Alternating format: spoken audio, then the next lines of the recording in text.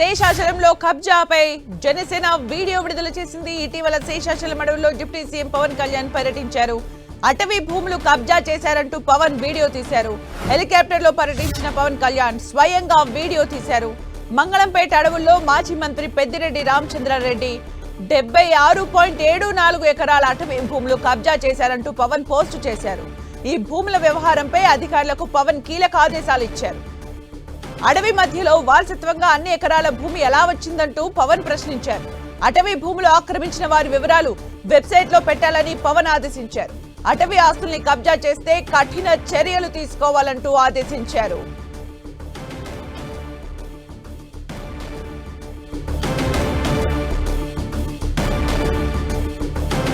మరిన్ని అప్డేట్స్ మా ప్రతినిధి దుర్గా అందిస్తారు. దుర్గా,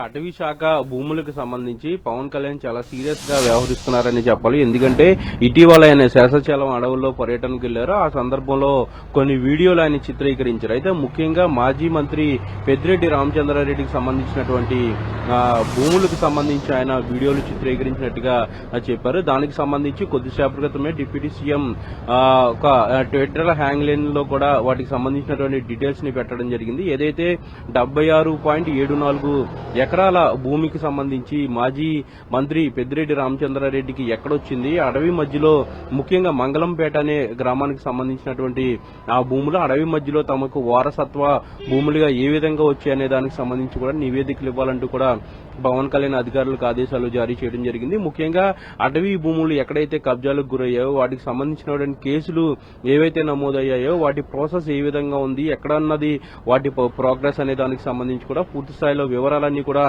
అందించాలంటూ కూడా అధికారులకు ఆదేశాలు జారీ చేయడం జరిగింది. ఇటీవలే ఆయన శేషాచలం అడవుల్లో పర్యటనకు వెళ్లారు. అటవీ భూములకు సంబంధించి లేదంటే గంధపు స్మగ్లర్లకు సంబంధించినటువంటి వ్యవహారానికి సంబంధించి అన్ని విషయాల్లో కూడా చాలా సీరియస్ గా పవన్ కళ్యాణ్ అడుగులు వేస్తున్నారని చెప్పాలి. ఇందులో భాగంగానే శేషాచలం అడవులు ముఖ్యంగా మంగళంపేట అనే గ్రామానికి సంబంధించినటువంటి ఉన్నటువంటి పెద్దిరెడ్డి రామచంద్రారెడ్డికి సంబంధించినటువంటి భూములు ఎక్కడొచ్చాయి వారసత్వంగా అనేది పవన్ కళ్యాణ్ ప్రశ్నిస్తున్నారు. దీనిపైన పూర్తి స్థాయిలో నివేదిక ఇవ్వాలంటూ కూడా అధికారులకు ఆదేశాలు జారీ చేయడం జరిగింది.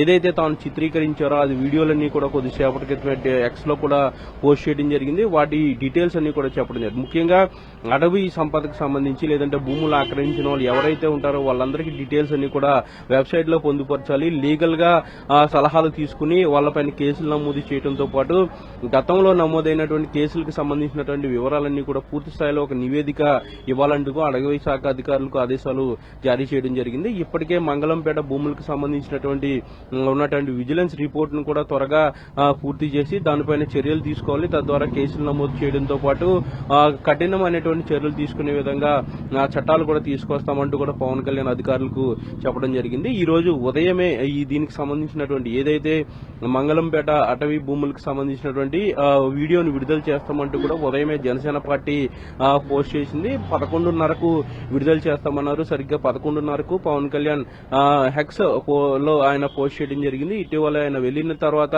నేరుగా ఏరియల్ సర్వే ద్వారా తీసినటువంటి ఆ విజువల్స్ వాటన్నిటినీ కూడా ముఖ్యంగా మంగళంపేటకు సంబంధించి అది కూడా ప్రధానంగా మాజీ మంత్రి పెద్దిరెడ్డి రామచంద్రారెడ్డికి సంబంధించినటువంటి భూములకు సంబంధించినటువంటి వీడియోల్ని పవన్ కళ్యాణ్ పోస్ట్ చేయడం జరిగింది. ఇంత దట్టమైన అడవుల మధ్యలో 76.74 ఎకరాల భూమి వారసత్వంగా ఏ విధంగా వచ్చిందనేది పవన్ కళ్యాణ్ ప్రధానంగా ప్రశ్నిస్తున్నారు. దీనిపైన సమగ్రంగా విచారణ చేపట్టాలంటూ కూడా అధికారులకు ఆదేశాలు జారీ చేశారు. అయితే గతంలో కూడా ఈ భూములకు సంబంధించినటువంటి వివాదం జరిగింది. అప్పుడు పెద్దిరెడ్డి రామచంద్రారెడ్డి కూడా తమకు వారసత్వంగా ఈ భూములు వచ్చాయంటూ కూడా ఆయన ఆ స్టేట్మెంట్ కూడా ఇచ్చారు. కాబట్టి ఆ వారసత్వంగా భూములు ఏ విధంగా వచ్చాయో ఆ భూములకు సంబంధించిన రికార్డ్స్ ఏ విధంగా ఉన్నాయనే దానికి సంబంధించి కూడా పూర్తి స్థాయిలో వివరాలన్నీ కూడా తీసుకోవాలి. ఓవరాల్ గా ఈ వ్యవహారానికి సంబంధించి ఒక నివేదిక ఇవ్వాలంటూ కూడా అధికారులకి పవన్ కళ్యాణ్ ఆదేశాలు జారీ చేశారు. అయితే పవన్ కళ్యాణ్ ఏదైతే ఈ రోజు వీడియో విడుదల చేశారో ఆ వీడియో ఇప్పుడు సోషల్ మీడియాలో హాట్ టాపిక్ గా మారింది.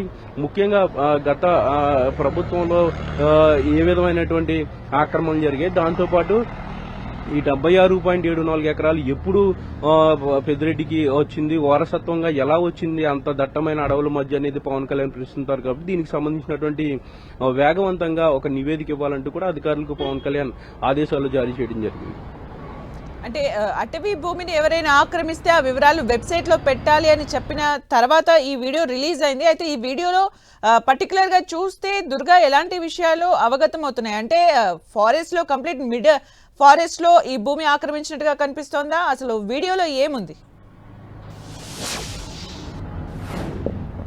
అంటే వీడియోకి సంబంధించి అయితే చాలా ఇంట్రెస్టింగ్ గా ఉందని చెప్పాలి. ఎందుకంటే అటవీ అంటే దట్టమైన అటవీ మధ్యలో శేషాచలం అడవుల మధ్యలో ఉన్నటువంటి ఈ 76.74 ఎకరాలకు సంబంధించినటువంటి వీడియోనైతే పవన్ కళ్యాణ్ ఈ రోజు పోస్ట్ చేశారు. అది పూర్తిగా చుట్టుపక్కలంతా కూడా అరణ్యంగా ఉంది. దాంట్లో మధ్యలో ఈ 76 ఎకరాలు ఉంది కాబట్టి ఈ 76 ఎకరాలు ఏ విధంగా పెద్దిరెడ్డి రామచంద్రారెడ్డికి వచ్చాయనే దానికి సంబంధించి కూడా పూర్తి స్థాయిలో విచారణ చేసి ఒక రిపోర్ట్ ఇవ్వాలంటూ కూడా పవన్ కళ్యాణ్ చెప్పారు. దాంతో పాటు 2 రోజుల క్రితం జరిగినటువంటి కేబినెట్ సమావేశంలో కూడా ఇదే అంశాన్ని ఆయన ప్రస్తావించడం జరిగింది. అటవీ భూములు ఎవరైనా గనక ఆక్రమించినట్లయితే చాలా కఠినమైనటువంటి చర్యలు తీసుకోవాలా, అవసరమైతే ఉన్నటువంటి చట్టాలకు మరింత చట్టాలను మార్పులు చేసి చర్యలు అనేవి చాలా కఠినంగా ఉంటేనే అటవీ భూముల ఆక్రమణ అనేది జరగకుండా ఉంటుంది. దానికి తగ్గట్టుగా నిర్ణయాలు తీసుకోవాల్సి ఉంటుందంటూ కూడా కేబినెట్ లో పవన్ కళ్యాణ్ చెప్పడం జరిగింది. దీంతో పాటు నిన్న అధికారులతో కూడా ఆయన సమీక్ష నిర్వహించారు. ముఖ్యంగా అటవీ భూములు ఎవరైనా ఆక్రమణ చేసినట్లయితే వాళ్ళ పేర్లు కానీ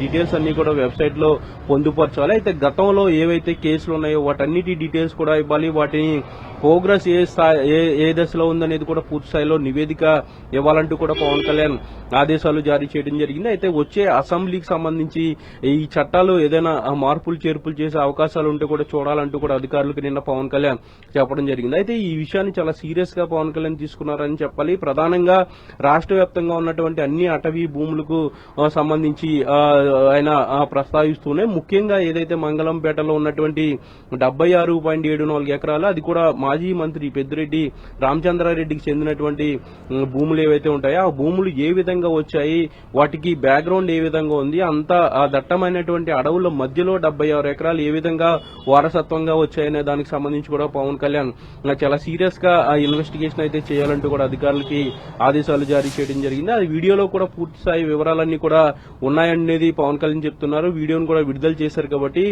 ఎక్కడైతే ఈ 76 ఎకరాలు ఉందో దాన్ని మార్క్ చేసిన వీడియో అయితే ఈ రోజు విడుదల చేశారు. ఇక ఫర్దర్ గా దీనిపైన యాక్షన్ తీసుకోవాలంటూ కూడా పవన్ కళ్యాణ్ ఆదేశాలు జారీ చేశారు కాబట్టి ఇక్కడ అధికారులు కూడా ఆ 76 ఎకరాలకు సంబంధించినటువంటి పూర్తి స్థాయి వివరాలన్నీ కూడా తీసుకుని ఒక నివేదికను పవన్ కళ్యాణ్కి ఇస్తారు. నివేదిక